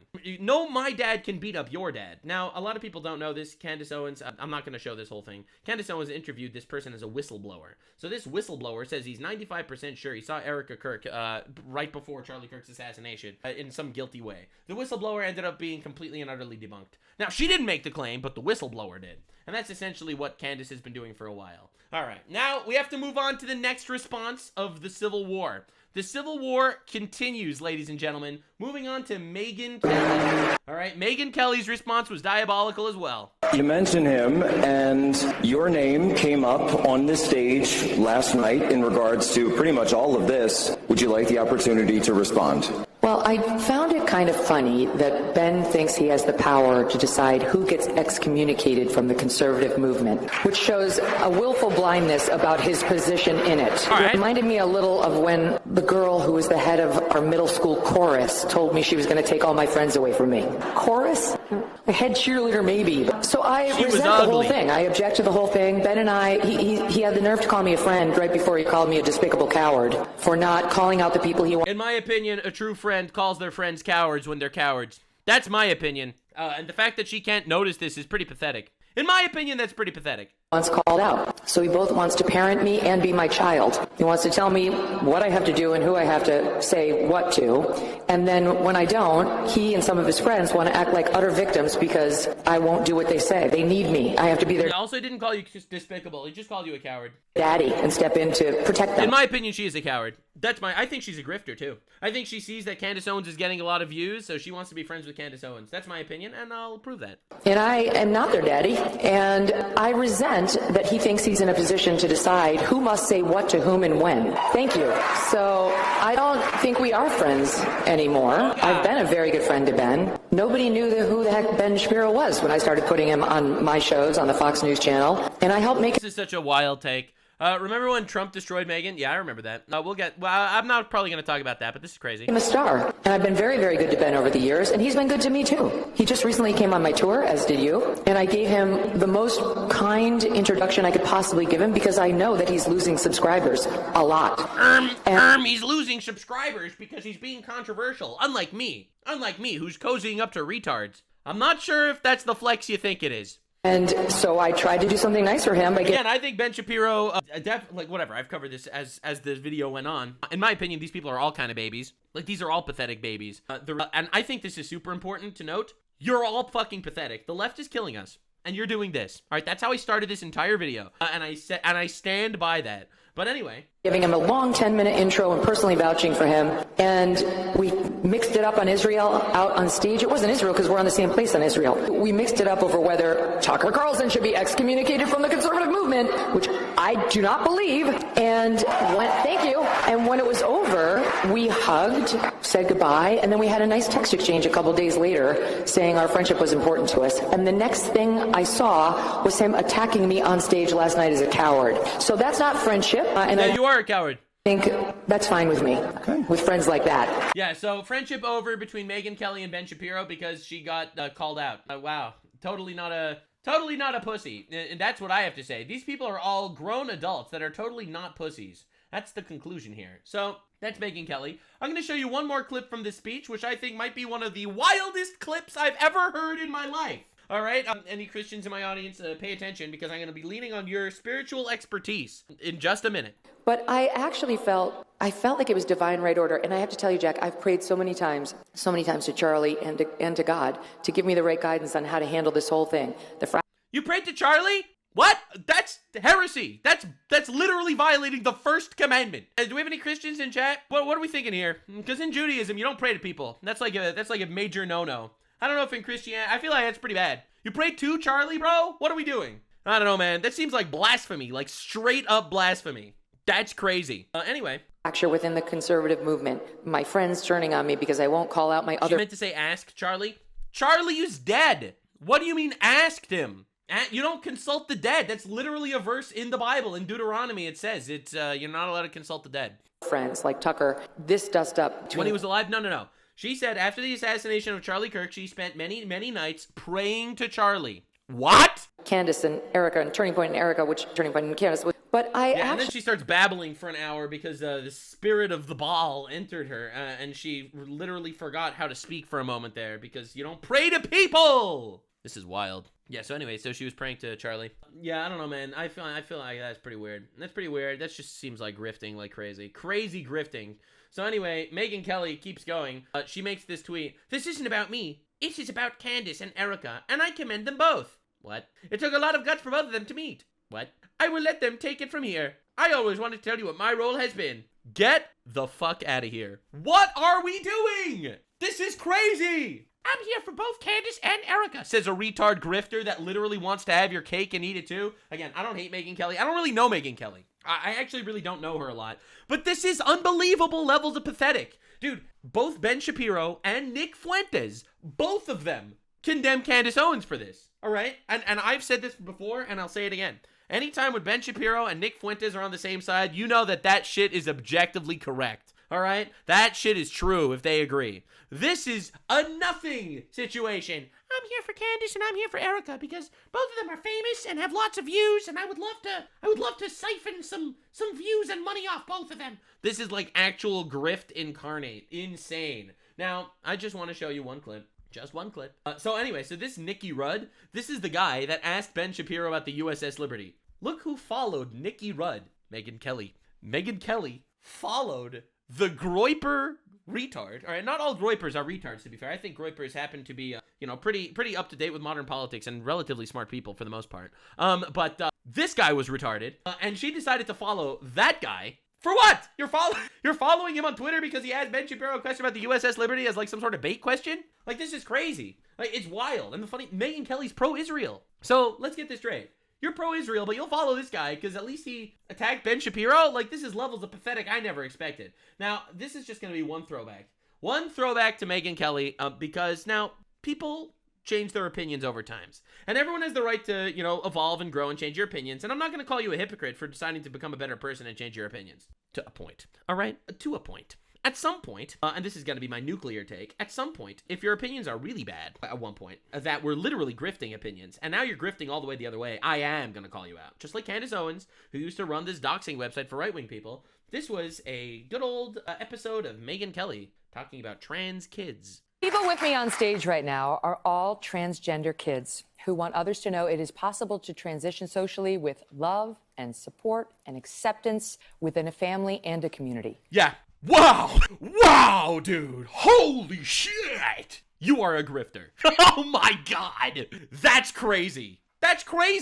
Oh my God. Huge grifter. What are we talking about? Please welcome 16-year-old Nicole, 12-year-old Daniel, 14-year-old Gia, 15-year-old Landon, and 13-year-old. This is a nightmare. This is the worst thing I've ever seen. Morning, everyone. Morning. Also joining me in our special audience is Gira Goldstein, who's a transgender woman who is the co-founder, along with Jen Grosslandler, who you just met, of the Gender Cool Project, a new movement that is being launched today. We're going to tell you all about it, and it's actually really important. So, all right, welcome to you all. Everybody nervous? Everyone sufficiently nervous? Okay. People with me. Welcome, everyone, to my child abuse seminar, where I take all these mutilated children and I show them to the people to convince you to maybe mutilate your own children. So that's Megyn Kelly. I just felt like it was important to bring this up. Simply put, and I think it's important to note, simply put, you are a huge grifter. You're grifting to Candace Owens because she's getting views right now. You grifted to trans kids because back in the day, trans kids were getting views. This is a nightmare. All right. Okay. So, all right. So, grifter, we're literally going crazy on everybody. I feel like I'm exposing literally everybody in this entire show. I cooked every single person. It's crazy. Bro, Candace Owens, Tucker Carlson, Ben Shapiro, Megyn Kelly, everyone gets shit. All right, here, time to give shit to the next guy. All right, so this is Steve Bannon responding to Ben Shapiro's speech. Shapiro called Breitbart Trump Pravda. When he left, he called it Trump Pravda. And he was kind of right. We had to be. There was no other news site that was supporting President Trump. When poor Megyn Kelly came out in that first debate and made what looks like now some innocuous questions, right, about Trump's Facebook page or his Twitter feed? Nah, Megyn Kelly was kind of pathetic there. Not gonna lie. It wasn't innocuous questions. You're just trying to grift. About Rosie O'Donnell and others. Oh my God, you called Rosie O'Donnell fat. We should cancel you. Yeah, that's the person we're giving the mic to now. Jack Posobiec asked her how it turned out.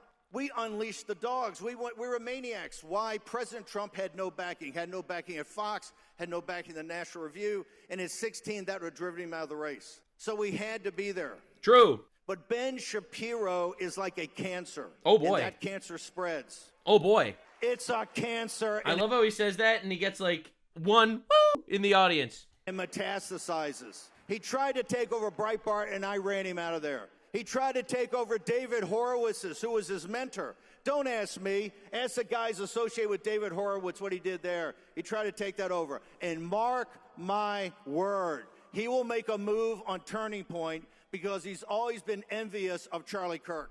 Yeah, so obviously I have no idea. If this is true or not. He got like one or two woos in the audience. No idea if anything that he just said is true. One thing that I do know is, Mr. He's a Cancer, dog, you were best friends with Jeffrey Epstein. Like, I'm not trying to be rude here or anything. You were his bestie. You are in tons of photos with the guy. You were on his island, on his plane, in his house, in his mansions, in all of his houses. My guy, you've got to get out of here. What is this?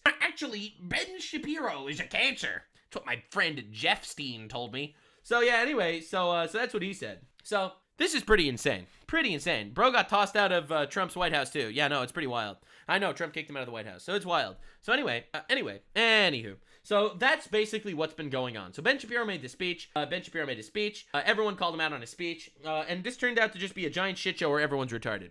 All right, in my opinion, Ben Shapiro should quit all the fucking gatekeeping bullshit, actually engage in the conversations, because there are legitimate questions to ask you, bro. You do seem like you're really scared to discuss your fealty to a certain sovereign foreign nation. That's just an objective fact. Also, stop with the gatekeeping. What do you mean? The right to be in the conservative movement. Bro, in America, everyone has the right to vote for whoever you want to vote for. What does this even mean? All right, so that's Ben Shapiro. Then we got Steve Bannon calling him a cancer while being besties with Jeffrey Epstein. You got Megyn Kelly, who's a giant grifter, who's like, how dare Ben Shapiro call me out? I'm on Team Erica Kirk and Team Candace Owens, the lady that said that Erica Kirk killed her husband. All right, then we got Owens, who went fully mask off, shit on Ben Shapiro for like 45 minutes straight, calling him a worm and stuff like that, while saying that Ben Shapiro is a Talmudic Jew. And it clearly says in the Talmud that the Jews trick and try to own and control the non-Jews with contracts and slavery, and Jews actually did the slave trade, and Jews trick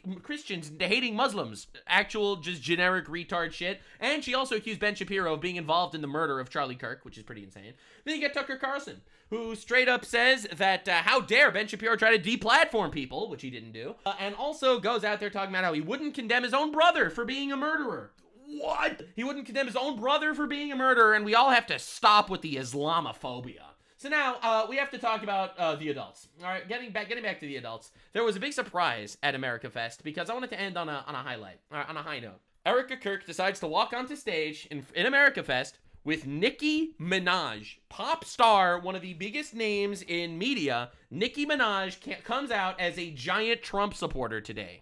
Yeah, this is Nux equal opportunity exposer. Yeah, no, these hands are rated E for everyone. Everyone's retarded, all right? The left is killing us, and these people are fucking throwing poo at each other. It's crazy. So anyway, walks out with Nikki Minaj, and look at the crowd. Yeah, so the crowd goes absolutely insane. And honestly, this is goy-slop. I'll be real, this is straight up goy-slop. No one should be that excited about this. Like, on the one hand, I think it's pretty cool. It's pretty cool that culture swang so much in our favor that this is happening.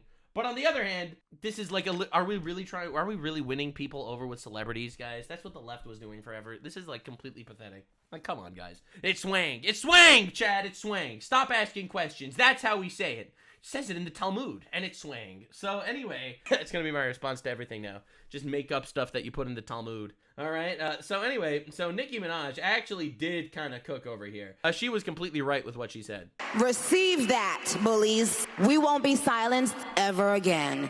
We will speak up for Christians wherever they are in this world. Yes. Amen. Amen. I don't know if you can see this at home, but she's getting a ton of standing ovations. I love you guys so much. Thank you guys. Yep. Receive that. Yep. So this is pretty crazy. This is pretty insane. And it's honestly a massive W that the culture is shifting, but guys, you have to, bro, please, dude, please stop. You've got to stop. Like, what are we doing, guys? Like, this is crazy. Like, on the one hand, it's nice that the culture shifted. On the other hand, guys, what are we doing? This is goy slop.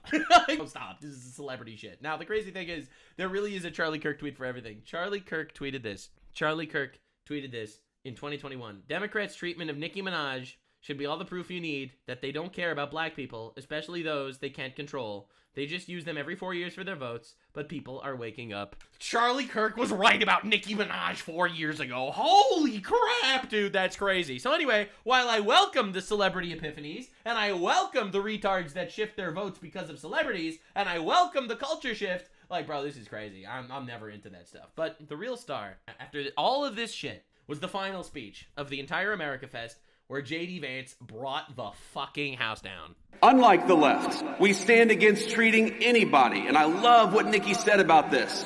We don't treat anybody different because of their race or their sex. So we have relegated DEI to the dustbin of history, which is exactly where it belongs. That's right, baby. Get it out. In the United States of America, you don't have to apologize for being white anymore. Oh my God. That's it. And if you're an Asian, you don't have to talk around your skin color when you're applying for college, because we judge people based on who they are, not on ethnicity and things they can't control. God, he is cooking. Wow, treat them by their behavior. That's crazy. We don't persecute you for being male, for being straight, for being gay, for being anything. The only thing that we demand is that you be a great American patriot, and if you're that, you're very much on our team. Hell yeah, dude. Yeah, he said the dustbin quote because a lot of you might not remember, Ilhan Omar said that about Charlie Kirk. When Charlie Kirk was murdered, he said that Charlie Kirk is going in the dustbin of history. That's why he used that quote. Absolutely disgraceful and disgusting. But anyway, dude is cooking. He came out to cook. Now, I wanted to close this all up with so before I show you the final clip, JD Vance has been cooking tremendously, talking about how you can't swap 10 million people from anywhere in the world and expect America to remain unchanged. America is its people, obviously and ultimately. Minnesota's mad at JD? Yeah, of course they are. But I wanted to show you this as the final quote, the final clip of the video to end the entire conservative Civil War movie that I put together.